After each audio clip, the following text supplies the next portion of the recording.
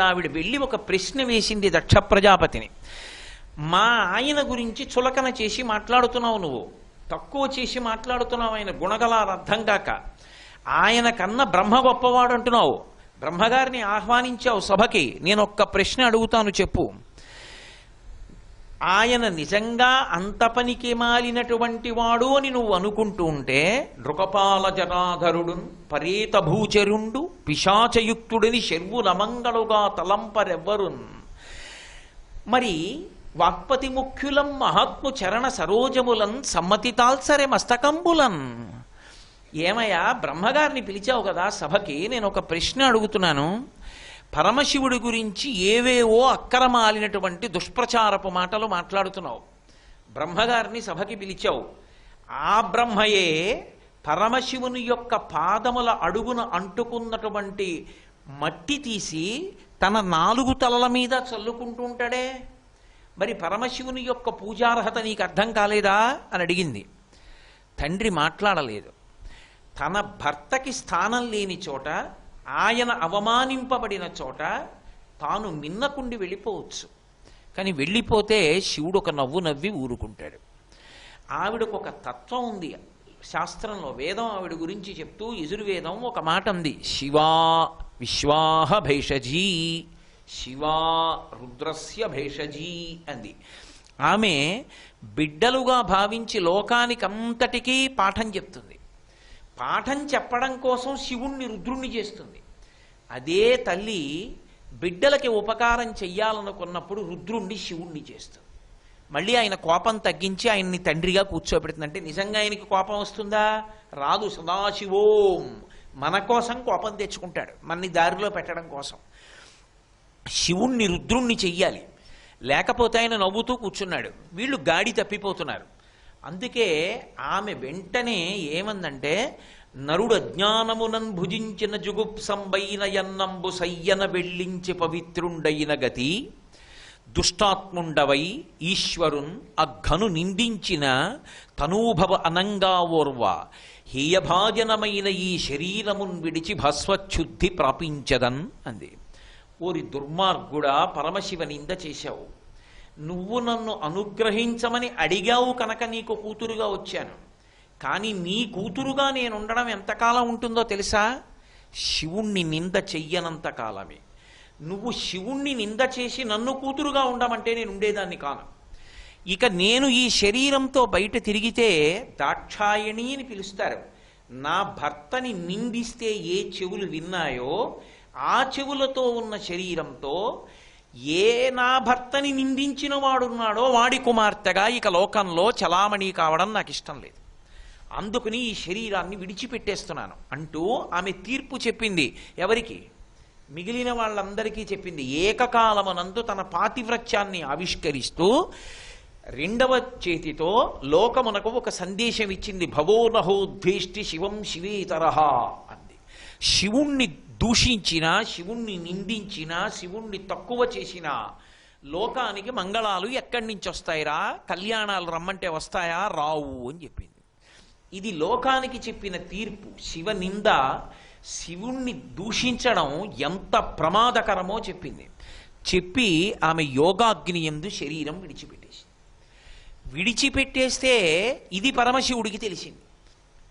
ఇప్పటి వరకు ప్రశాంతంగా కూర్చున్నవాడు ఆమె హృదయాన్ని అర్థం చేసుకున్నాడు. ఇప్పుడు నేను లోకానికి పాఠం చెప్పాలి, చెప్పకపోతే వీళ్ళు ఇలాగే గాడి తప్పుతారు అని ఆద్యుండుగ్రుడు నీలకంఠుడి దైత్యారాతి దష్టోష్ఠుడై ఆజ్యద్భూరి మృగేంద్ర ఘోషమున భీమ ప్రక్రియన్ నవ్వుచున్. ఒక్కసారి విద్యుద్వహ్ని శిఖాసముచ్చయరు చిన్వెల్గొంతు చెంచజ్జటన్ సద్యక్రోధముతోడ పూంచి వైచన్ క్ష్మాచక్ర మధ్యంబునన్. ప్రశాంతంగా కూర్చున్నవాడు ఒక్కసారి పైకి లేచాడు. లేచి ఆజ్యుండుగ్రుడు నీలకంఠుడి దైత్యారాతి దష్టోష్ఠుడై ఆజ్యద్భూరి మృగేంద్ర ఘోషమున భీమ ప్రక్రియన్ నవ్వుచున్.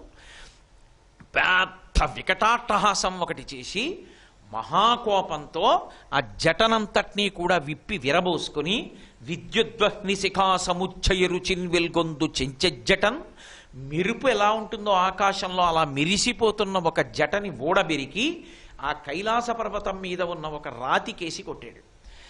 ఆయన అంత కోపంతో కొట్టి ఎవడు తప్పు చేస్తున్నాడో వాణ్ణి శిక్షించాలన్న భావనతో ఒక కృత్యని సృష్టించడానికి, ఒక ఉగ్రరూపాన్ని సృష్టించడానికి కొట్టాడు కనుక అందులోంచి ఒక మహాభూతం ఆవిర్భవించింది. అభ్రంలిహాదభ్ర విభ్రమా భ్రభ్రమ కృనీల దీర్ఘ శరీరమర ప్రజ్వల జ్వలన దీప్త జ్వాలిక జ్వాల జజ్జల్యమాన కేశములు మెరయ జండ దిగ్వేదండ శుండాబదోర్దండ సహస్రద్యుతిహేతి సంఘమప్ప వీక్షణత్రయలోక వీక్షణద్యుతిలోక వీక్షణగతి దుర్నిరీక్షమగుచు గ్రకచ కఠిన కరాళ దంస్ట్రలు విలుంగ ఘన కపాలాస్తి మలికలు దనర అఖిలలోక భయంకరుండగుచు వీరభద్రుడయించమారట రుద్రుడగుచు. అందులోంచి భూమ్యాకాశములు నిండిపోయినటువంటి ఒక భయంకరమైనటువంటి స్వరూపం పెద్ద పెద్ద దంష్టలతో సహస్ర బాహువులతో అనేక ఆయుధాలతో పుట్టి పరమశివుడికి ప్రదక్షిణం చేసి, అయ్యా నన్ను ఏం చేయమంటావు శాసించమంది. లోకం గాడి తప్పింది. మహాపతివ్రత అయినటువంటి అమ్మవారి మనసు నొచ్చుకునేటట్టు దక్షుడు ప్రవర్తించాడు. ఆమె చెప్పినా వినకుండా యజ్ఞాన్ని అలాగే చేస్తున్నారు, యజ్ఞధ్వంసం చేయమన్నాడు. వీరభద్రుడు వెళ్ళి యజ్ఞధ్వంసం చేశాడు. తర్వాత దేవతలు వచ్చారు, దక్ష ప్రజాపతి అందరూ వచ్చారు. ఆయన కాళ్ళ మీద పడ్డారు. తీసేసినటువంటి తలకాయ తీసి గొర్రె తలకాయ పెట్టి దక్ష ప్రజాపతిని బతికించాడు. ఆ దేవతలందరికీ బుద్ధి చెప్పాడు, యజ్ఞం పూర్తి చెయ్యమన్నాడు. అదే దక్షారామం. దాని పేరు ద్రాక్షారామం కాదు, మన కర్మ కొద్దీ అలా పిలుస్తున్నారు. అది దక్షారామం. దక్షారామం అంటే దక్షుని యొక్క ఆరామం. అక్కడే దక్ష ప్రజాపతి యొక్క యజ్ఞం జరిగింది. అక్కడ దక్ష ప్రజాపతి యజ్ఞంలో ఉన్న అగ్నిహోత్రుడు జింక రూపం ధరించి పారిపోవడాన్ని కూడా వర్ణించాడు శ్రీనాథుడు భీమఖండంలో. అంత అద్భుతమైనటువంటి ప్రక్రియ జరిగినటువంటి మహాక్షేత్రం. అందుకే దక్షారామ దర్శనం, దక్షారామంలో అభిషేకం, ఈ రెండు కూడా ఐశ్వర్యకారకాలు. దక్షారామంలో ఉండేటటువంటి శివస్వరూపం ఐశ్వర్యాన్ని అనుగ్రహిస్తుంది, ఆపదల నుంచి గట్టెక్కిస్తుంది. అంత గొప్ప శివస్వరూపం అది. సరే, ఆ కాలమునందు ఆమె దాక్షాయణిగా ఉండగా తన పాతివ్రత్యాన్ని లోకానికి చాటి చెప్పింది. అందుకే ఆమె దక్షుడి కూతురుగా ఉంటే దాక్షాయణి. భర్తృ నింద వినలేక శరీరాన్ని విడిచిపెడితే సతీదేవి అని పేరు పొందింది. సతీదేవి అంటే భర్తని నిందించినటువంటి వాక్కులు కూడా వినడానికి ఇష్టం లేక శరీరాన్ని విడిచిపెట్టేసినటువంటి తల్లి. ఇప్పుడు ఆమెయే శైలపుత్రిగా వచ్చింది. ఎవరికి కుమార్తెగా వచ్చింది? హిమవంతుడికి కుమార్తెగా వచ్చింది. ఒక చోట శరీరం వదిలిపెట్టింది, వేరొక చోట శరీరాన్ని పొందుతోంది. ఆమె శరీరాన్ని విడిచిపెడితే కారణం ఆయుర్దాయం అయిపోవడం కాదు, లోకానికి కొన్ని పాఠాలు నేర్పింది. శివ నింద మంచిది కాదు నేర్పింది. శివుడు ఆగ్రహాన్ని పొందితే నేను ఆయన్ని రుద్రుణ్ణి చేస్తే లోకానికి పాఠం చెప్తాడు. శివుణ్ణి కదపగలిగిన దాన్ని నేనే నిరూపించింది. అలాగే ఆమె తన పాతివ్రత్యాన్ని లోకానికి తెలియచేసింది. పరమశివుని పట్ల ఆమెకి ఎంత భక్తి కలిగి ఉంటుందో ఆమె లోకానికి చెప్పింది. అటువంటి తల్లి ఇప్పుడు అక్కడ అవతార పరిసమాప్తి చేసింది. పరిసమాప్తి చేయడంలోనూ లోకానికి పాఠం ఉంది, లోకం పట్ల కారుణ్యం ఉంది. ఇప్పుడు అదే తల్లి హిమవంతునికి మేనకాదేవికి కుమార్తెగా వస్తోంది. రావడం కూడా ఏదో కాకతాళీయంగా మనుష్యులందరూ పుట్టినట్టు పుట్టే స్వభావం ఉన్న తల్లి కాదు, ఆమె అనుగ్రహించడానికి వస్తోంది. మేనకా హిమవంతుల్ని ఏ కారణం చేత అనుగ్రహించి రావాలి? శైలపుత్రి అంటే హిమవంతుని కుమార్తె, పర్వతరాజపుత్రి, పర్వతం యొక్క కూతురు అని ఎందుకు అనిపించుకోవాలి ఆవిడ? అంటే అమ్మవారి యొక్క అనుగ్రహ వైభవాన్ని చెప్తోంది కాబట్టి శైలపుత్రి దుర్గాస్వరూపాలలో మొదటి స్వరూపమైంది. ఆమె హిమవంతునికి మేనకాదేవికి కుమార్తెగా రావడానికి మొదటి కారణం ఇది అంటే ఆమె దాక్షాయిణిగా ఉన్న రోజులలో పరమశివునితో కలిసి హిమవత్ పర్వత ప్రాంత పాదముల యందు ఆవిడ విహారం చేస్తుంటే మేనకాదేవి చూసింది. చూసి మనసులో ఒక కోరిక కోరుకుంది. నాకు ఈమె కుమార్తెగా లభిస్తే, ఇలాంటి కూతురు నాకుంటే అని త్రికరణ శుద్ధిగా అనుకుంది. ఎవరి మనసులో ఏ భావన పొందినా ఆమె తెలుసుకుంటుంది. అందుకే అమ్మవారి విషయంలో ఒక విశేషాన్ని చెప్తారు పెద్దలు. ఆమె దేని చేత చాలా సంతోషాన్ని పొందుతుంది అంటే కేవలముగా మన మనసులో కలిగేటటువంటి భావనల చేత ఆనందాన్ని పొందుతుంది. అందుకే భావనామాత్ర సంతుష్టాయై నమో నమః అని లలితా అష్టోత్తరంలో అమ్మవారికి ఒక పేరు. మేనకాదేవి పొందినటువంటి భావానికి పరవశించింది. నన్ను కూతురుగా పొందాలని కోరుకుంటోంది. ఒక అవతారంలో ఈమెకి నేను కుమార్తెనవుతాను అని సంకల్పం చేసింది. అందుకే దాక్షాయిణిగా శరీరం విడిచిపెట్టిన తల్లి మేనకాదేవికి కుమార్తెగా రావడానికి ఇష్టపడి, మేనకాదేవికి కుమార్తెగా రావడానికి ఇష్టపడితే కేవలం సంకల్పం చేస్తే అయిపోతుందా? అయిపోతుంది. ఎలా అయిపోతుంది అంటే మీరు ఒక్కటి గుర్తుపెట్టుకోండి, మనసు యందు ఒక ఉత్తమమైన భావన ప్రవేశించగానే తదనుగుణమైనటువంటి కర్మ జరుగుతుంది. ఆ కర్మ ఆచార సహితమై ఉంటుంది. అందుకే ఆచారము ధర్మము, ఆచారము కర్మకాండ ఎప్పుడు కలిసే ఉంటాయి, విడిచిపెట్టి ఉండవు ఇప్పుడు. కాబట్టి ఇప్పుడు ఆ తల్లికి ఒక కోరిక పుట్టింది, నేను సువాసిని పూజలు చేస్తాను. సువాసిని పూజ అంత తేలికైన పూజ అని మీరు అనుకోకండి. సువాసిని అంటే కేవలం పెళ్ళయింది అని కాదు అర్థం. సు అంటే బాగుగా, వాసిని అంటే వసించి ఉన్నది, బాగుగా నివసిస్తున్న తల్లి. బాగా నివసించడం అంటే ఆమె పుట్టింటికి వస్తుంది. ఆమె పుట్టింటికి ఎందుకు రావాలో, పుట్టింటికి వచ్చి ఎందుకు ఉండాలో, పుట్టింట్లో ఎంతకాలం ఉండాలో, ఏ కారణానికి ఉండాలో తెలిసున్నది. ఆమె అత్తవారింటికి వెడుతుంటే వెళ్ళిరా అమ్మా అనిపించుకోదు. మీరు ఎప్పుడైనా పెద్దల ఆశీర్వచనం చూశారో లేదో, కొత్తగా పెళ్ళైనటువంటి ఆడపిల్ల ఇంటికి వచ్చి లేదా అత్తవారింటికి వెడుతున్న ఆడపిల్ల వచ్చి నమస్కారం చేస్తే వెళ్ళమ్మా అంటారు. వెళ్ళి రా అమ్మా అనకూడదు, వెళ్ళమ్మా అనాలి. అది శాశ్వత స్థానం. కానీ ఆమె వస్తుంది, పిలవకుండా వస్తుంది. ఎందుకు వస్తుందో తెలుసా? అది ఆమె ప్రేమ. అమ్మవారికి ఎంత ప్రేమో అంత ప్రేమ. ఒక ఇంట పుట్టిన ఆడపిల్లకి పుట్టింట్లో ఉత్సవం జరుగుతుంటే పిలుపు అక్కర్లేదు. అసలు పిలుపు అక్కర్లేకుండా రావలసింది ఎవరైనా ఉంటే ఆ ఇంట పుట్టిన ఆడపిల్లే. ఆడపిల్ల రావాలి. అందుకే పార్వతీదేవి దక్ష ప్రజాపతి ఇంటికి వెడతానన్నప్పుడు పరమశివుడితో ఒక మాట చెప్పింది, నేను ఎందుకు వెడుతున్నానో తెలుసా? నేను వెళ్ళడానికి ఒక కారణం ఉంది. జనకుని గేహమునకు తండ్రి ఇంట్లో ఏదైనా ఉత్సవం జరుగుతుంటే దానికి పిలుపు అక్కర్లేదయా, వెళ్ళాలి, అందుకని వెడుతున్నానంది. తండ్రి ఇంట్లో ఉత్సవం జరుగుతుంటే, తండ్రి ఇంట్లో మంచి కార్యక్రమం జరుగుతుంటే కూతుర్ని పిలవకపోయినా వెళ్ళాలి. వెళ్ళి ఆమె రావడం చేత సంతోషం కలుగుతుంది.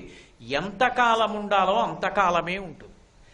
ఆమె ఎక్కడ ఎంతకాలం ఉండాలో అంతకాలమే ఉండే అలవాటు ఉన్న ఆమె కాబట్టి నిత్య పేరంటాలైంది.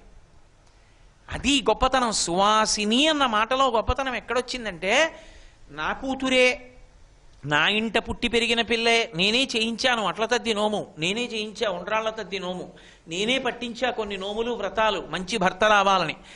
ఆ పిల్లే దానికి పసుపు రాసి నువ్వు ఇలా పూజ చేసుకోవే అని కూర్చోబెట్టి నా భార్యే చేయించింది. అదే నా కూతురు నా ఇంటికి వస్తే ఇవాళ నా భార్య దాని కాళ్ళకి పసుపు రాసి దానికి బొట్టు పెట్టి దానికి వాయనం ఇచ్చి దాని యందు లక్ష్మీ స్వరూపాన్ని చూసి ఓ నమస్కారం చేసుకుంటాడు. సువాసిని, అది నా ఇంట ఉన్న పేరంటాలు. అది ఇప్పుడు నన్ను నా భార్యని కూడా అనుగ్రహించగలదు. ఆమె భర్త ఇంట్లో ఉంటే లక్ష్మీ స్వరూప, దాని భర్త యొక్క సమస్త ఐశ్వర్యానికి అదే కారణం, దాని అత్తింటి వైభవానికి అంతటికీ అదే కారణం. కాబట్టి ఒక కోడలు ఇంట్లో అంత పెద్ద స్థానాన్ని పొంది ఉంటుంది. నా కూతురు తానత్తవారింట్లో కాదు, రేపు నా కోడలు వచ్చిన అంతే. నా కోడలు నా ఇంటికి వచ్చినప్పుడు నా కోడలు కన్నా గొప్ప స్థానంలో ఇంకా ఎవరు ఉండరు. నా ఇంట అత్యంత గొప్ప స్థానం ఎవరిది అంటే నా కోడలదే. నా భార్య సరే నాకన్నా భిన్నమైనది కాదు, నాతో అవిభాజ్యం, నాలో సగభాగం నా భార్య. తర్వాత అంత పెద్ద స్థానం ఎవరిది? నా కోడలదే. నా కూతురు కన్నా గొప్పది ఎవరంటే నా కోడలే. ఎందుకంటే నా శరీరం పడిపోయిన తర్వాత కూడా నేను ఏ లోకాల్లో ఉన్నా నాకు ఇన్ని నీళ్లు అందాలి అంటే నా కోడలదే ప్రథమ స్థానం. నా కూతురు ఎంత గొప్పదైనా నా కూతురు వలన అందవు, కోడలు వలన అందుతాయి. అందుకని ఇక్కడి సంబంధం కాదు, నా శరీరం పడిపోయాక కూడా నన్ను ఉద్ధరించగలిగింది నా కోడలే. ఆమె సువాసిని, ఎక్కడ ఎప్పుడు ఎలా ఉందో అలా ఉండి ఉద్ధరిస్తుంది. అందుకే ధర్మశాస్త్రంలో తండ్రికి తద్దినం పెట్టవలసి వస్తే భార్య ఇంట్లో లేకపోతే వచ్చే వరకు వాయిదా పడిపోతుంది. ధర్మపత్ని పక్కన ఉండాలి. అంటే మీరు ఆమె యొక్క స్థాన బలం చూడండి. సువాసిని, ఆమె ఎక్కడుంటే అక్కడ పేరంటాలు. అందుకే మీరు తెలుగు నిఘంటువు చూస్తే సువాసినికి పేరంటాలు అని రాసి ఉంటుంది. ఆమె ఎక్కడ ఉందో అక్కడ, ఎక్కడ నిలబడిందో అక్కడ ఆయా అనుగ్రహాలని కురిపించగలదు. అటువంటి తల్లి ఏ సువాసిని పూజ చేస్తే పరదేవతానుగ్రహం కలుగుతుందో అటువంటి సువాసిని పూజలు చేసింది మేనకాదేవి. కావాలంటే మీరు శివమహాపురాణం చదవండి. అమ్మవారు మేనకాదేవి కడుపున కూతురుగా పుట్టడానికి కారణమేది అంటే ఆమె చేసిన సువాసిని పూజలు. ప్రతి అష్టమి నాడు ఉపవాసం ఉండి నవమి నాడు సువాసిని పూజ చేసేది. అందున శారదా నవరాత్రుల్లో చేసేటటువంటి సువాసిని పూజ బాలపూజ అంత విశేషమైనటువంటి పూజ. కాబట్టి ఇప్పుడు ఆమె దానికి తగినటువంటి కర్మాచరణం చేసింది. తత్ఫలితంగా అమ్మవారు ఆమెకి కుమార్తె అయింది. చిత్రం ఏమిటంటే ఆమె పరదేవత అని తెలియకుండా తనకి కుమార్తె కావడం కాదు, తెలిసే కుమార్తె. మేనకాదేవికి ప్రత్యక్షమైంది. మేనకాదేవి అడిగింది, నువ్వు నా కూతురుగా రావాలని అడిగింది. వస్తాను. 7 తరాలు అటు 7 తరాలు ఇటు తరింపచేసే కూతురుగా రావాలంది. అలాగే వస్తున్నాను.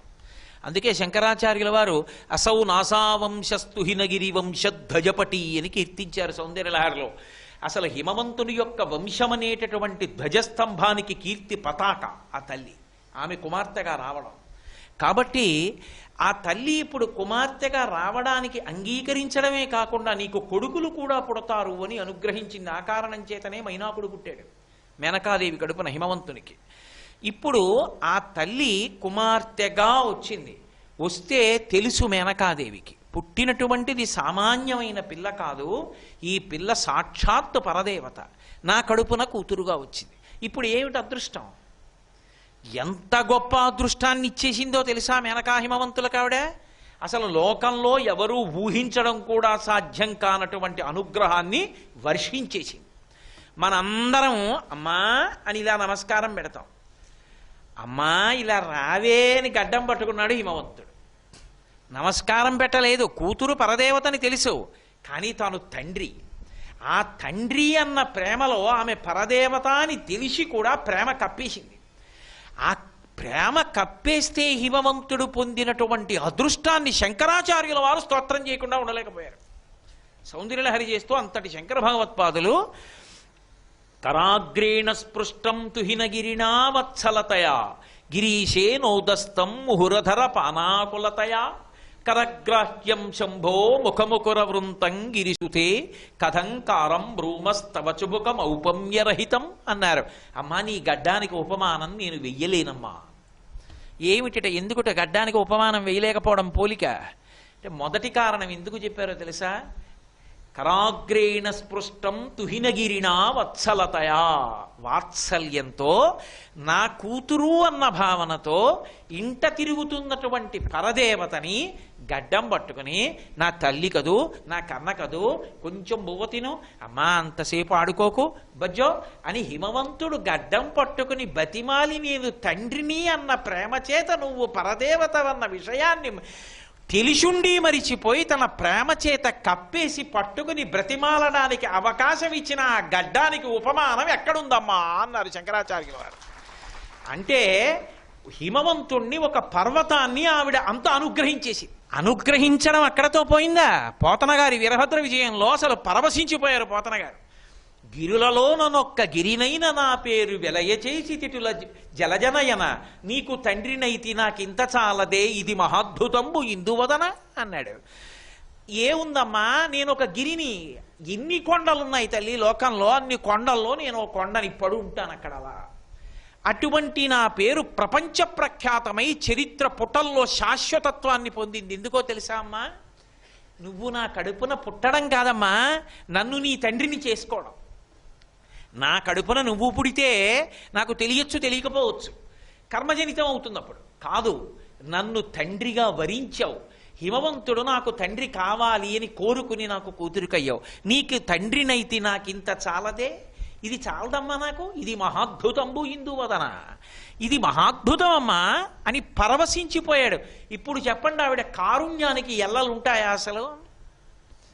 అంటే త్రికరణ శుద్ధిగా మనం భావన చేసినంత మాత్రం చేత ఆవిడ ఇచ్చే అనుగ్రహాన్ని లెక్క పెట్టడం ఎవడికి సాధ్యం కాదు. అసలు మేనకాదేవి అయితే పరవశించిపోయింది. ఆవిడ ఇంట్లో తిరుగుతుంటే ఆమెలో సరస్వతి, ఆమెలో లక్ష్మి, ఆమెలో దుర్గా, ఆమెలో గంగ, ఆమెలో మాయ, ఆమెలో బాల, ఆమెలో సువాసిని ఇన్ని కనపడ్డాయి. ఎంత అదృష్టవంతురాలో మేనక. కమనీయ మోహన కారభారతి వచ్చే దయతోడనను కన్న తల్లి వచ్చే, చాతుర్య గాంభీర్య జగతి కన్నియ వచ్చే, లాలిత సంపద లక్ష్మి వచ్చే, భూరి లోకైక విభూతిదారుని వచ్చే, మంగళపావన గంగ వచ్చే అని మానితంబగు మహామాయ తరిగొప్ప దేవాది దేవవల్లభ వచ్చే, మానితంబగు మహామాయ వచ్చే, తల్లి వచ్చెను నన్నేల తల్లి వచ్చే, బాల వచ్చెను ప్రౌఢైక బాల వచ్చే అనుచు కరుణించి ఏ తెంచననుచు దిగిచి, కౌగిలించెను మేనక గౌరి చూచి. ఆ పిల్లని చూసి ఆ పిల్ల అలా పట్టు పావడా కట్టుకుని ఇంట్లో ఆడుకుంటుంటే అమ్మవారి అనుగ్రహం చేత సరస్వతీదేవి బాలారూపంలో తిరుగుతూ కనపడింది. కమనీయ మోహన కారభారతి వచ్చే దయతోడనను కన్న తల్లి వచ్చే. దుర్గ అంటే ఒక్క దుర్గ కాదు, ఆమె ఎందే అన్ని శక్తులు ఉంటాయి. నా ఇంట చిన్న సరస్వతి తిరుగుతోంది. చాతుర్య గాంభీర్య జగతి కన్నియ వచ్చే, లాలిత సంపద లక్ష్మి వచ్చే, సమస్త సంపదలకి అధినేత్రి అయినటువంటి సాక్షాత్ శ్రీ మహాలక్ష్మి అదిగో నా ఇంట తిరుగుతోంది. భూరి లోకైక విభూతిదారుని వచ్చే, మంగళపావన గంగ వచ్చే, సమస్త లోకాల్ని విభూతిగా ధరించినటువంటి ఆ ప్రకృతి స్వరూపిణి, ఆ సాక్షాత్ లోకాల్ని పవిత్రీకరించగలిగినటువంటి ఆ గంగమ్మ అదిగో నా ఇంట తిరుగుతోంది. తరిగొప్ప దేవాది దేవవల్లభ వచ్చే, మానితంబగు మహామాయ వచ్చే. దేవతలందరి చేత నమస్కరింపబడేటటువంటి స్వరూపం. రాజన్మత్తమరాళ మందగమనాం రాజీవ పత్రేక్షణాం రాజీవ ప్రభవాది దేవముకుటై రాజత్పదాంబోరుహాం రాజీవాయత పత్రమండితకుచాం రాజాధిరాజేశ్వరీం శ్రీశైలస్థలవాసినీం భగవతీం శ్రీమాతరం భావయే. దేవతలందరూ నమస్కరిస్తుంటే వాళ్ళ కిరీటములలో పొదగబడినటువంటి మణుల యొక్క కాంతులు పాదముల మీద ప్రసరిస్తే ప్రకాశించేటటువంటి పాదముల జంట కలిగినటువంటి తల్లి నా ఇంట పిల్లగా ఆడుకుంటోంది. బాలవొచ్చెను ప్రౌఢైక బాలవొచ్చే, బాలారూపంతో నా ఇంట తిరుగుతోంది నా తల్లి. బాలవొచ్చెను ప్రౌఢైక బాలవొచ్చే, తల్లి వచ్చెను నన్నేల తల్లి వచ్చే. లోకాలను కన్న తల్లి నాతో అమ్మా అని పిలిపించుకోవడానికి, అమ్మాయి అనిపించుకోవడానికి నా కడుపున పుట్టింది అని ఆనందం ఆగక, ఏ తల్లి పాదముల జంటలో ఉన్నటువంటి ఒక్క బొటనవేలికి ఉన్నటువంటి గోటి కాంతిని దర్శనం చెయ్యడం కొన్ని కోట్ల జన్మల తపస్సు తర్వాత తప్ప సిద్ధించదో, యోగుల తల్లి ఏ విభుని సేవిత పాదనక ప్రభావళించేరి భవంధకారముల చెందక ఉందురు వట్టి దేవునిన్ వైరముతోడనైన గెలువన్ నలుపంపి శుభంబు చేసే, నిష్కారణమైన ప్రేమ ఇది కంసుని పోలు సఖుండు కల్గునే అంటాడు అక్రూరుడు భాగవతంలో. ఏ మహానుభావుని యొక్క పాదములకు ఉన్నటువంటి గోటి కాంతి కొన్ని కోట్ల జన్మలు తపస్సు చేసిన తరువాత తప్ప చూడడానికి సాధ్యపడదో, అటువంటి కృష్ణ భగవానుని యొక్క దర్శనం చెయ్యడం నాకు కంసుడి వలన కలిగిందని అక్రూరుడు పరవశించిపోయినట్టుగా, ఏ తల్లి యొక్క కాలి గోటి కాంతి కోట్ల జన్మల తర్వాత తప్ప చూడలేరో అటువంటి తల్లి నా ఇంట బాలారూపంలో తిరుగుతోందని పరవశించిపోయి కౌగిలించెను మేనక గౌరి చూచి. ఆ పిల్లని చూసుకుని పరిగెత్తుకొచ్చి కౌగిలించేసుకునేదిట మేనకాదేవి. అమ్మా నా కడుపున పుట్టావే, ఎంత అదృష్టవంతురాలనమ్మా అనేదిట. కేవలం మనసులో భావన చేసినంత మాత్రం చేత, సువాసిని పూజని త్రికరణ శుద్ధిగా చేసిన కారణం చేత అంత అనుగ్రహించి మేనకా హిమవంతులకు కుమార్తెగా వచ్చింది. ఇక శారదా నవరాత్రుల్లో చేసినటువంటి సువాసిని పూజ ఎటువంటి ఫలితాలనిస్తుందో మీరు ఊహించండి. అదేం సామాన్యమైందా? సువాసిని పూజ చెయ్యడం, సువాసిని పూజ చూడడం రెండూ అంతటి అద్భుతమైనటువంటి విశేషాలు, అంత శక్తివంతమైనటువంటి విశేషాలు. అందుకని ఆమె మేనకా హిమవంతుల్ని అనుగ్రహించింది. అంతేనా శైలపుత్రీ తత్వం అంటే? కాదు. దాని యందు ఒక పరమరహస్యం ఒకటి దాగి ఉంది. మహాజ్ఞానులైనటువంటి వారి నోటి వెంట వచ్చినవి సత్యాలు కావు. వారి నోటి వెంట వచ్చిన దాన్ని సత్యమయ్యేటట్టుగా చూడవలసిన బాధ్యత అమ్మవారి మీద ఉంటుంది. ఆ కర్తవ్యం అమ్మవారిది. వారు మాట్లాడింది సత్యం అనకూడదు, వారు ఏది మాట్లాడారో అది సత్యం అయిపోవాలి. అది లోకానికి నిరూపించింది ఆవిడ. ఎక్కడ? ఒకానొకప్పుడు విష్ణు సభకి వెళ్ళారు పితృదేవతల యొక్క కుమార్తెలు 3. అందులో ఒకతే మేనకాదేవి. మేనకాదేవి తన చెల్లెళ్ళు 2 కలిసి వెళ్ళింది. వెళ్ళి అక్కడ నిలబడి అకస్మాత్తుగా ఎందుకో శివమాయామోహితురాలై ఆ వచ్చినటువంటి సనకసనందనాదుల్ని చూసి లేచి నిలబడకపోగా ఒక నవ్వు నవ్వింది. అకస్మాత్తుగా సభలో పెద్దలున్న చోట అలా నవ్వకూడదు కనుక అలా నవ్వినటువంటి పాపం కట్టి కుడుపుతుంది కాబట్టి సనకసనందనాదులు శాపవాక్కు విడిచిపెట్టారు. మీరు వెళ్ళి భూలోకంలో పుట్టండి అన్నారు. ఇది మర్త్యలోకం, అంటే పుట్టుట గిట్టుట ఉంటాయి. మేము భూలోకంలోకి వెళ్ళి పుడతాం, అభ్యంతరం లేదు, కానీ మామూలుగా వెళ్ళాం. మా కడుపున సాక్షాత్ పరదేవత జన్మించాలి, అలా అనుగ్రహిస్తే వెడతామని కోరిక కోరుకుంటే వాళ్ళు అయోనిజలతో సమానం. పితృదేవతల యొక్క కుమార్తెలు అయినప్పటికీ, స్వధాదేవి యొక్క కుమార్తెలు అయినప్పటికీ వాళ్ళ పేర్లు తలుచుకుంటే చాలన్నారు. అంత గొప్ప స్వరూపాలు ఆ మేనకాదేవి మొదలైనటువంటి వాళ్ళు. అందుకని ఇప్పుడు ఆ 3 కూడా ఈ భూలోకంలోకి వచ్చినప్పుడు పరదేవతా స్వరూపం యొక్క 3 రూపాలకి తల్లులయ్యేటట్టుగా అనుగ్రహించారు సనకసనందనాదులు. శ్రీ ఉమామహేశ్వర పరబ్రహ్మార్పణమస్తు. స్వస్తి.